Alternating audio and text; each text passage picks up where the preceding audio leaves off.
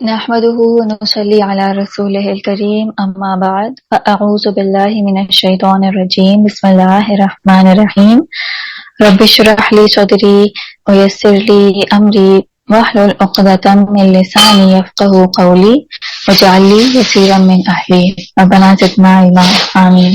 السلام علیکم ورحمۃ اللہ وبرکاتہ۔ آج کے سیشن میں جو ہم دعا کرنے جا رہے ہیں یہ سورہ آل عمران کی دعا ہے۔ ربنا اغفر لنا ذنوبنا واسرافنا فی امرنا وثبت اقدامنا وانصرنا علی القوم الکافرین۔ اے ہمارے رب، ہماری غلطیوں اور کوتاہیوں سے درگزر فرما، ہمارے کام میں تیرے حدود سے جو کچھ تجاوز ہو گیا ہو اس سے معاف کر دے، ہمارے قدم جما دے اور کافروں کے مقابلے میں ہماری مدد کر۔ بہت خوبصورت دعا ہے یہ۔ دیکھتے ہیں ہم اس دعا کے کانٹیکسٹ کو۔ یہاں پہ بیسیکلی غزوہ احد کے بارے میں بات ہو رہی ہے۔ اللہ تعالیٰ نے ارشاد فرمایا ام حسبتم ان تدخلوا الجنۃ ولما یعلم اللہ الذین جاہدوا منکم ویعلم الصابرین۔ کیا تم نے یہ سمجھ رکھا ہے کہ یوں ہی جنت میں چلے جاؤ گے، حالانکہ ابھی اللہ نے یہ تو دیکھا ہی نہیں کہ تم میں کون وہ لوگ ہیں جو اس کی راہ میں جانیں لڑانے والے اور اس کی خاطر صبر کرنے والے ہیں۔ جنت صرف خواہشات کی بنیاد پہ نہیں مل جاتی، اس کی قیمت بہت بھاری ہے جو ہمیں ادا کرنا ہوگی اگر ہم واقعی جنت میں جانا چاہتے ہیں۔ دنیا کی زندگی کے اتار چڑھاؤ ہمارا ایمان جانچنے کے لیے آتے ہیں کہ کتنا یقین ہے ہمارے اندر، کتنا ہم جمے ہوئے ہیں اندر سے۔ کبھی اچھے دن آتے ہیں ہماری زندگی میں اور کبھی برے، کبھی جیت ہوتی ہے ہماری اور کبھی ہار۔ یہ اس لیے کیونکہ اللہ تعالیٰ یہ دیکھنا چاہتا ہے کہ کون پکا سچا مومن ہے، کس کا ایمان پختہ ہے، اور امتحان میں یہ پتہ چلتا ہے کہ کس کا ایمان کیسا ہے۔ یہ دنیا کی زندگی تو عارضی ہے، نہ یہاں کی خوشیاں پرماننٹ ہیں نہ یہاں کے غم۔ اگر کوئی مومن ہے تو وہ یہ نہ سمجھے کہ کبھی کوئی غم اس کو آئے گا ہی نہیں۔ سب سے بڑی آزمائشیں تو انبیاء پر آئیں، کیونکہ جتنا بڑا ایمان ہوتا ہے اتنی ہی بڑی آزمائش ہوتی ہے۔ تو اللہ تعالیٰ ہمیں راستہ چوز کرنے کا فریڈم دیتا ہے کہ ہم جنت کا راستہ چوز کرتے ہیں یا جہنم کا۔ اگر کوئی جنت کا راستہ چوز کرتا ہے تو اس کو یہ ثابت کر کے دکھانا پڑے گا کہ وہ سچا مومن ہے، اور ایمان ثابت ہوتا ہے جب انسان ہلا دیا جاتا ہے۔ تو حالات جب سخت ہوتے ہیں تبھی پتہ چلتا ہے کہ کون کیسا ہے۔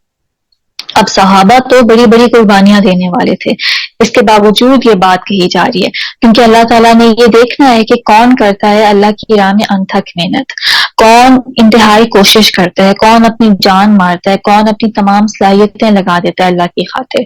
تو اللہ تعالیٰ ضرور آزماتا ہے انسان کو، اور انسان اپنے عمل سے ثابت کرتا ہے کہ وہ جنت کا حقدار ہے یا جہنم کا۔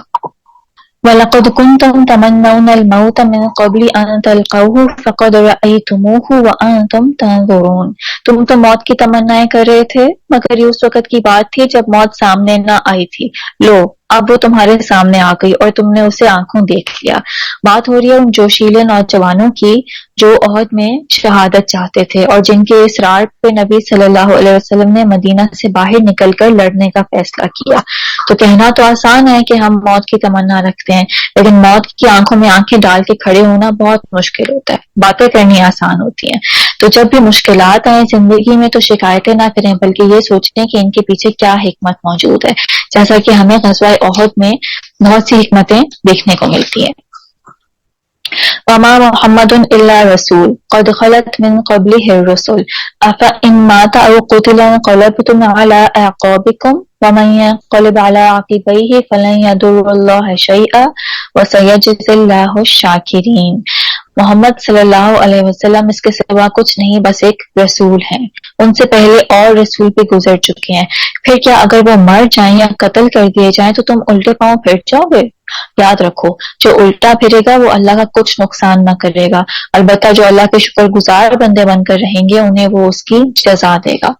اب جیسا کہ ہم جانتے ہیں غزوہ احد میں 50 تیر اندازوں کو مقرر کیا گیا تھا جبل رحمت پہ، اور عبداللہ بن زبیر کو ان کا لیڈر مقرر کیا گیا تھا، اور ان کے منع کرنے کے باوجود انہوں نے بات نہیں مانی اور 50 میں سے 40 لوگ اتر گئے تھے۔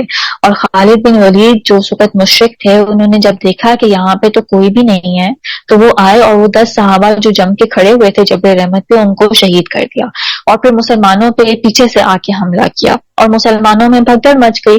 آپ صلی اللہ علیہ وسلم کے ساتھ 7 انصار اور 2 مہاجرین تھے.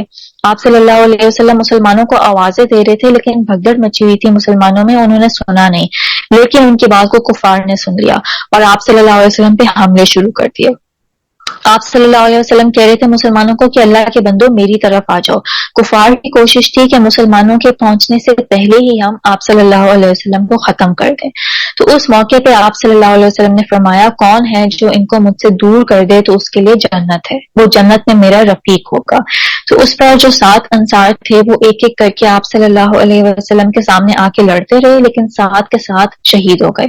اب مہاجرین میں سے طلحہ بن عبید اللہ اور سعد بن ابی وقاص رہ گئے. آپ صلی اللہ علیہ وسلم کو پتھر لگا اور آپ صلی اللہ علیہ وسلم پہلو کے بل گر گئے اور نچلا دانت ان کا ٹوٹ گیا, نچلا ہونٹ بھی زخمی ہو گیا. سر پہ جو انہوں نے پہنا ہوا تھا ہیلمٹ ٹائپ, اس کی کڑیاں چہرے میں دھنس گئیں اور کندھے پہ بھی تلوار کی ایک ضرب لگی جس کی تکلیف 1 مہینے سے بھی زیادہ آپ صلی اللہ علیہ وسلم کو محسوس ہوتی رہی. تو اب آپ صلی اللہ علیہ وسلم کے سامنے 2 مہاجر لڑ رہے ہیں اور آپ صلی اللہ علیہ وسلم بھی لڑ رہے تھے, لیکن پھر بھی مقابلہ مشکل ہو رہا تھا. آپ صلی اللہ علیہ وسلم سعد بن ابی وقاص کو تیر پکڑا رہے تھے اور فرما رہے تھے کہ چلاؤ, تم پر میرے ماں باپ فدا ہوں. اور یہ واحد صحابی ہیں حضرت سعد بن ابی وقاص رضی اللہ تعالیٰ عنہ جن کو نبی صلی اللہ علیہ وسلم نے یہ بات فرمائی کہ تم پر میرے ماں باپ فدا ہوں. ورنہ ہر صحابی آپ صلی اللہ علیہ وسلم کو یہ فرماتے تھے کہ یا رسول اللہ صلی اللہ علیہ وسلم میرے ماں باپ آپ پر فدا ہوں, لیکن ان کو نبی صلی اللہ علیہ وسلم نے یہ فرمایا. اور اسی وقت حضرت طلحہ بن عبید اللہ رضی اللہ تعالیٰ عنہ کی انگلیاں زخمی ہوئی تو ان کے منہ سے کی آواز نکلی. تو آپ صلی اللہ علیہ وسلم نے فرمایا اگر تم بسم اللہ کہتے تو فرشتے تمہیں اٹھا لیتے اور لوگ دیکھتے رہتے.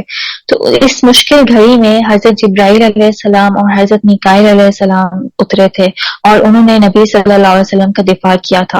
اور پھر کچھ مسلمان بھی لوٹ کے آئے جن میں حضرت ابو بکر صدیق رضی اللہ تعالیٰ عنہ تھے اور ابو عبیدہ بن جراح رضی اللہ تعالیٰ عنہ تھے, جنہوں نے نبی صلی اللہ علیہ وسلم کے چہرے مبارک سے وہ کڑیاں نکالی اور جس سے ان کا ایک دانت بھی ٹوٹ گیا اور دوسری کڑی نکالی تو دوسرا دانت بھی ٹوٹ گیا. تو اس وقت جو مسلمان جمے ہوئے تھے وہ لڑ رہے تھے اور مصعب بن عمیر رضی اللہ تعالیٰ عنہ کے ہاتھ میں جھنڈا تھا. ان کو جب کفار نے شہید کر دیا تو انہوں نے چیخ چیخ کے یہ اعلان کیا کہ نبی صلی اللہ علیہ وسلم کو قتل کر دیا گیا, کیونکہ ان کی شکل نبی صلی اللہ علیہ وسلم سے ملتی تھی. اور یہ خبر اتنی تیزی سے پھیلی اور مشرکین کا دباؤ کم ہو گیا کہ ہم نے تو ان کے لیڈر کو مار دیا, اب کیا مسئلہ ہے. لیکن مسلمان جو تھے وہ ٹوٹ کے رہ گئے کہ ہمارے نبی صلی اللہ علیہ وسلم ہی نہیں رہے تو اب ہم کیا کریں. لیکن کچھ مسلمانوں نے کہا کہ نہیں, جس چیز پہ انہوں نے جان دے دی اسی چیز پہ تم بھی جان دے دو. یہ وہ مسلمان تھے جو آپ صلی اللہ علیہ وسلم کے وضو کا پانی بھی زمین پہ نہیں گرنے دیتے تھے. اس لیے اس خبر نے مسلمانوں کے ہوش اڑا دیے تھے.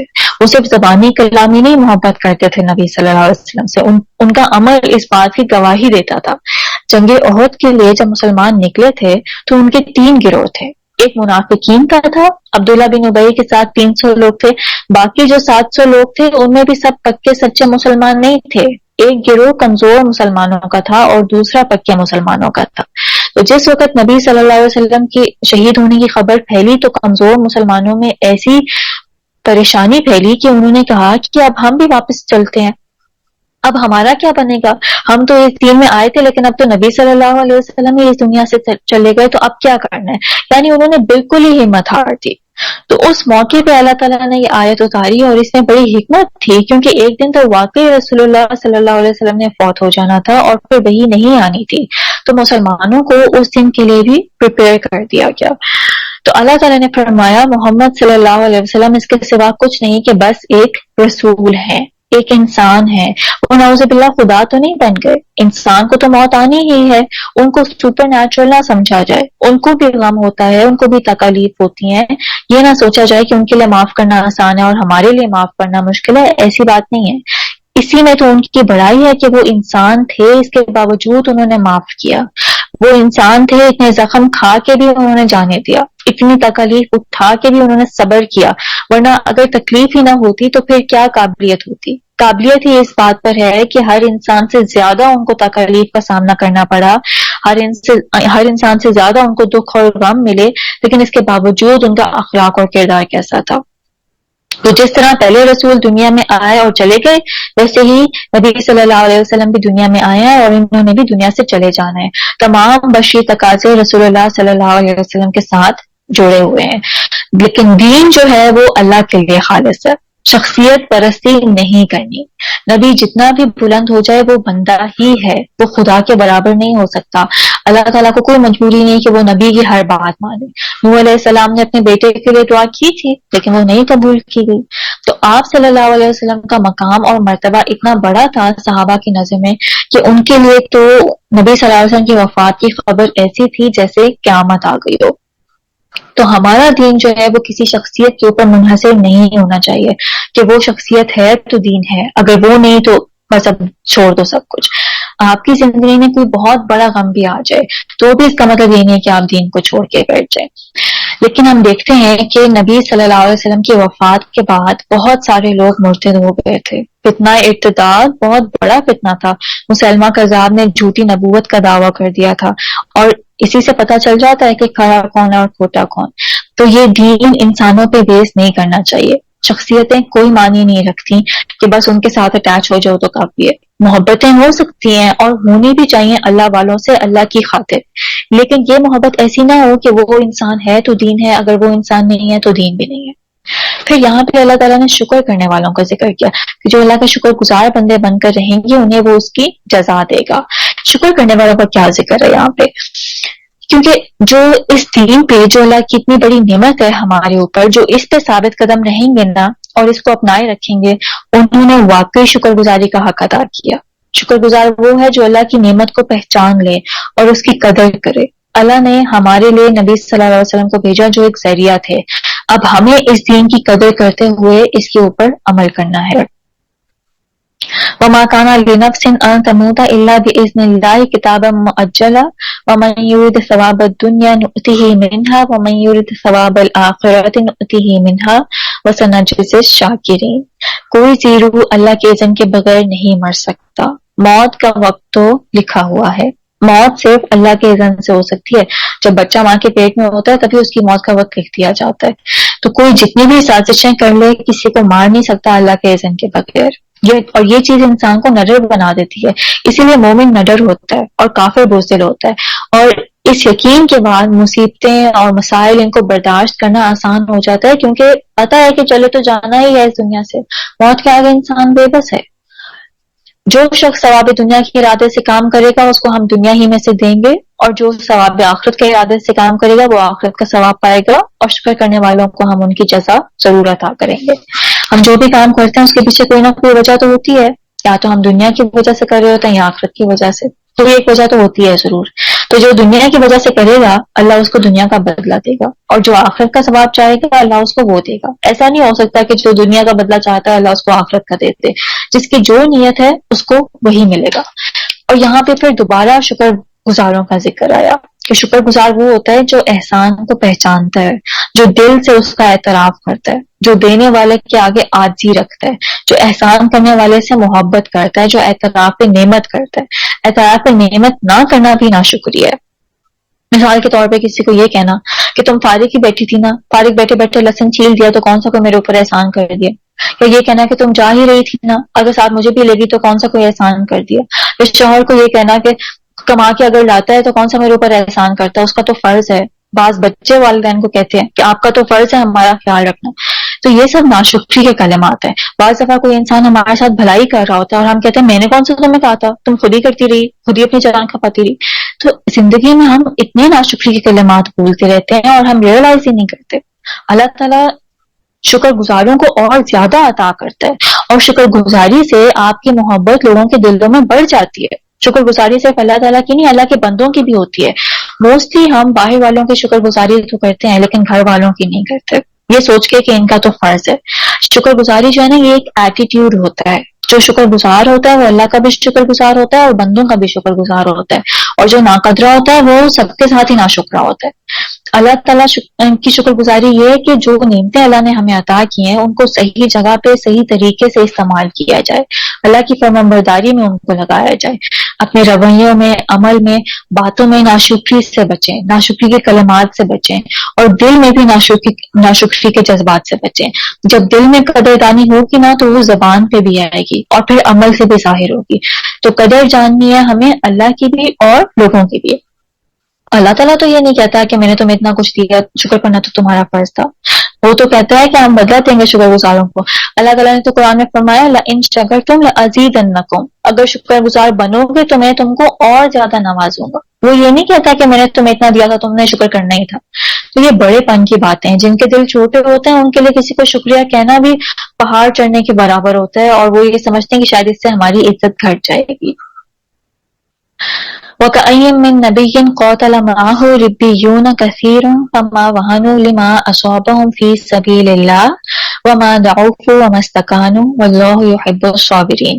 اس سے پہلے کتنے ہی نبی ایسے گزر چکے ہیں جن کے ساتھ مل کر بہت سے خدا پرستوں نے جنگ کی، اللہ کی راہ میں جو مصیبتیں ان پر پڑی ان سے وہ دل شکستہ نہیں ہوئے، انہوں نے کمزوری نہیں دکھائی، وہ باطل کے آگے سرنگوں نہیں ہوئے، ایسے ہی صابروں کو اللہ پسند کرتا ہے۔ اب مسلمانوں کو کہا جا رہا ہے کہ تاریخ اٹھا کے دیکھ لو، بہت جنگیں لڑی گئیں، بہت سے نبی آئے جن کے ساتھ لوگوں نے جنگیں لڑی، اور ان نبیوں کے ساتھ کون ہوتا تھا؟ اللہ والے ہوتے تھے۔ اور پھر کیا ہوا کہ انہوں نے سستی نہیں دکھائی، وہ دل شکستہ نہیں ہوئے، وہ سب کچھ چھوڑ چھاڑ کے بیٹھ نہیں گئے۔ یہ دنیا بڑے امتحان کی جگہ ہے، ایک جیسے حالات نہیں رہتے ہمیشہ۔ اللہ کے راستے میں جب مشکلات آئیں تو ہمارا رویہ کیا ہونا چاہیے؟ وہی ہونا چاہیے جو پہلے ایمان والوں کا ہوتا تھا، کہ جو پیغمبروں کے ساتھ مل کے رہتے تھے، وہ بددل نہیں ہو جاتے تھے، نہ وہ کمزور ہوئے، نہ کسی کے پریشر میں آئے اور اپنا کام چھوڑ دیا۔ آج کل ہم لوگوں کے پریشر میں بہت آ جاتے ہیں، اس نے نئے کپڑے لے لیے، ہائے میں کیا پہنوں، اس کے پاس تو اپنی گاڑی ہے، ہائے میرے پاس تو ہے ہی نہیں، اور اس وجہ سے ڈپریشن میں جاتے جا رہے ہیں لوگ۔ اپنے سے اوپر والوں کو دیکھ کے شکر ادا نہیں کرتے، بلکہ اپنے سے نیچے والوں کو دیکھ کے شکر ادا نہیں کرتے، بلکہ اپنے سے اوپر والوں کو دیکھ کے ڈپریشن میں جاتے جا رہے ہیں۔ تو حوصلہ نہیں چھوڑنا، دمنا نہیں ہے۔ ہم زندگی میں کئی مقام پہ حوصلہ چھوڑ دیتے ہیں، ہمت ہار دیتے ہیں، دل چھوٹا کر لیتے ہیں، کبھی سسرال کے آگے، کبھی اولاد کے آگے، کبھی کسی اور کے آگے۔ اللہ والے تو ہمت نہیں ہارتے، اللہ والے تو لوگوں کی باتیں، ان کی تانے سن کے دل چھوٹا نہیں کرتے، اللہ والے تو جمے رہتے ہیں۔ تو جس میں صبر ہوگا وہی جمع ہوگا، اس لیے اللہ صبر کرنے والوں سے محبت کرتا ہے۔ اور صبر کا کیا مطلب ہوتا ہے؟ ڈٹ جانا، کوئی کچھ بھی کہتا رہے میں نے ٹس سے مس نہیں ہونا۔ استقامت کو صبر کہتے ہیں، جم جانے کو صبر کہتے ہیں۔ یہ نہیں کہ ہائے مجھے تو یہ کہہ دیا، ہائے مجھے تو وہ کہہ دیا، اور پھر ڈپریشن میں چلا جائے انسان۔ اللہ والے دبتے نہیں ہیں۔ پچھلے جو لوگ تھے ان میں تو لوہے کی کنگیاں چلائی گئیں، ان کو زندہ زمین میں گاڑ دیا گیا۔ ہم پر ایسی کون سی مصیبت آ گئی ہے؟ ہم پہ تو ایسی کوئی مصیبت نہیں۔ تو ارادوں کی سستی آج ہمارے اندر بہت ہے۔ آج کوئی کام ہم شروع کرتے ہیں اور کل کو ہمیں اس کا پتہ ہی نہیں ہوتا، کوئی جماؤ نہیں ہے آج ہمارے اندر۔ ذرا سی کسی نے بات کہہ دی تو بس اب ہم سے نہیں ہوتا ہے، ہائے میرے اندر اتنی ہمت نہیں باتیں سننے کی، اور ہمیں تو باتیں ہی کاٹ مارتی ہیں، ہم نے کیا کر لینا ہے بڑا کام۔ تو ہمارے ارادے جو ہے وہ مضبوط ہونے چاہیے۔ بعض دفعہ ہم بہت جذباتی ہو کے کوئی کام شروع کر دیتے ہیں، اور جب جذبات کی جھاگ ہماری بیٹھتی ہے تو ہم وہ کام بھی چھوڑ دیتے ہیں۔ تو اس طرح کے لوگ ربانی نہیں بن سکتے، اور دین کے کام میں یہی چیزیں تو رکاوٹیں بنتی ہیں۔ ایک ارادوں کا کمزور ہونا، دوسرا جسمانی طور پہ سست ہونا، اور تیسرا لوگوں کی باتوں سے دب جانا۔ اس لیے یہ نہیں سوچنا چاہیے کہ اب مجھے کوئی موٹیویٹ کرے، کوئی لیکچر دے تو پھر میں کروں گی کوئی کام۔ ہر وقت کوئی لیکچر دینے والا نہیں ہوگا، ہمیں خود ہمت کرنی ہے۔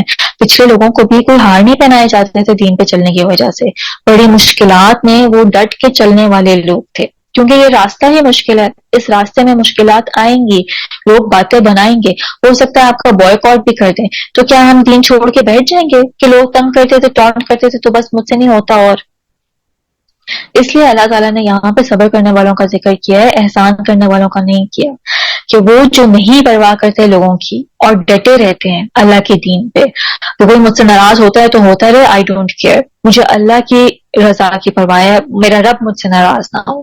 تو کئی ناراضیاں برداشت کرنی پڑتی ہیں اللہ کے دین کے لیے، اور جو انسان اللہ تعالیٰ کو ناراض کر کے لوگوں کو راضی کرتا ہے تو اللہ تعالیٰ ان لوگوں کو بھی اس سے ناراض کر دیتا ہے، اور جو انسان اللہ کو راضی کرتا ہے اور لوگوں کی ناراضگی کی پرواہ نہیں کرتا تو اللہ ایک دن ان لوگوں کے دل بھی اس کے لیے راضی کر دیتا ہے۔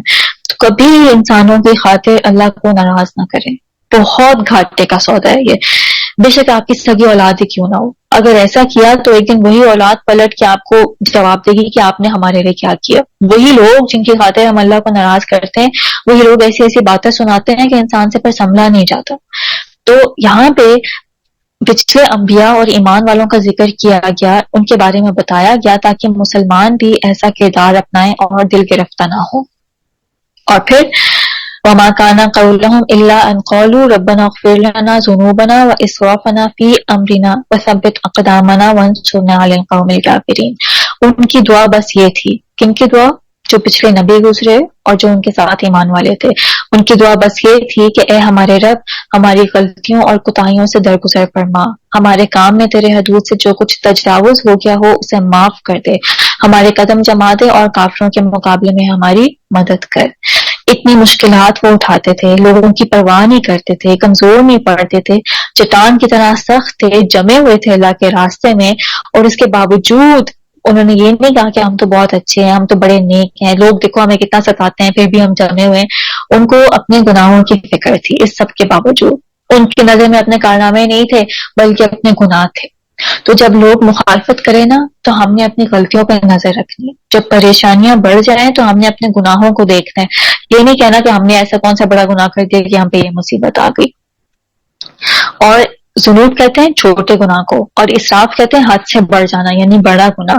تو وہ دونوں طرح سے گناہوں سے اللہ تعالیٰ کی بخشش مانگے. حالانکہ جو نبی ہوتے ہیں ان سے تو کوئی غلطی نہیں ہوتی، ان سے کوئی گناہ سرزد نہیں ہوتا، لیکن جو مقرب بندے ہوتے ہیں نا اللہ کے، ان کے سٹینڈرڈز بھی اتنے ہائی ہوتے ہیں.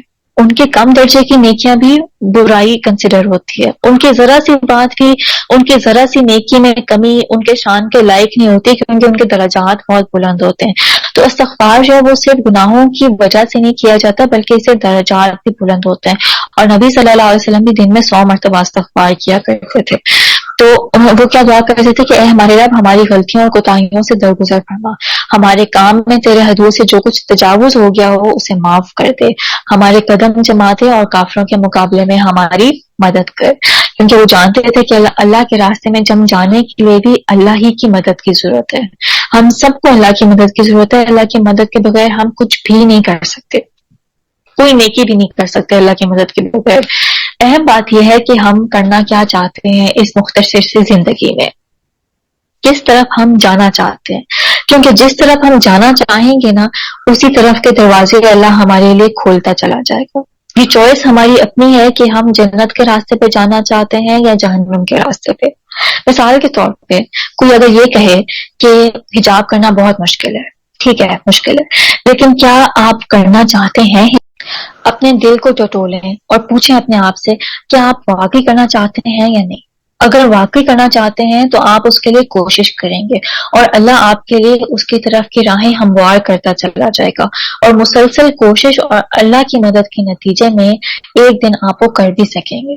تو دیکھنا یہ ہے کہ ہم کرنا کیا چاہتے ہیں، ہماری خواہش کیا ہے. جو ہم کرنا چاہتے ہیں اس طرف کے دروازے اللہ ہمارے لیے کھولتا چلا جائے گا. چاہنے اور نہ چاہنے کا فریڈم ہے ہمارے پاس. بعض لوگ دین کی طرف آنا ہی نہیں چاہتے اور پھر وہ ایکسکیوزز ڈھونڈتے ہیں کہ نہیں یہ تو بہت مشکل ہے، دین پہ عمل کرنا تو بہت مشکل ہے، یا ہمارے پاس اتنا ٹائم نہیں کہ ہم قرآن پڑھیں.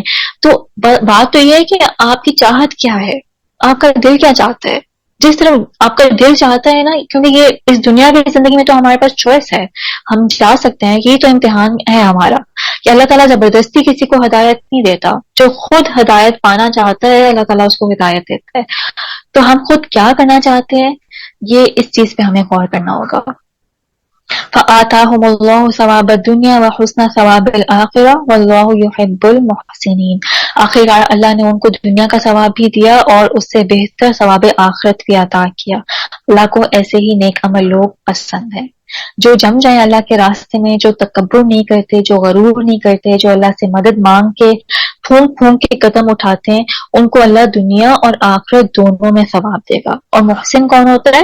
کہ جو خوبصورتی سے کام کرنے والا ہو. کام بہت سے لوگ کرتے ہیں لیکن کچھ لوگوں کا کام بہت ہائی کوالٹی کا ہوتا ہے، وہی محسنین ہوتے ہیں. تو اللہ ان کو دنیا میں بھی سربلندی دے گا اور آخرت میں بھی. اور دنیا کے ثواب کو حسنہ نہیں فرمایا آخرت کے ثواب کو حسنہ فرمایا، کیونکہ دنیا کے ثواب سے کئی گنا بڑھ کے آخرت کا ثواب ملے گا۔ اللہ تعالیٰ سے دعا ہے کہ اللہ تعالیٰ ہمیں بھی ایسا پختہ ایمان دے کہ ہم اللہ کی راہ میں ڈٹ جائیں اور ہمارے قدموں کو جما دے اور اللہ تعالیٰ ہم سے راضی ہو جائے۔ آمین یا رب العالمین۔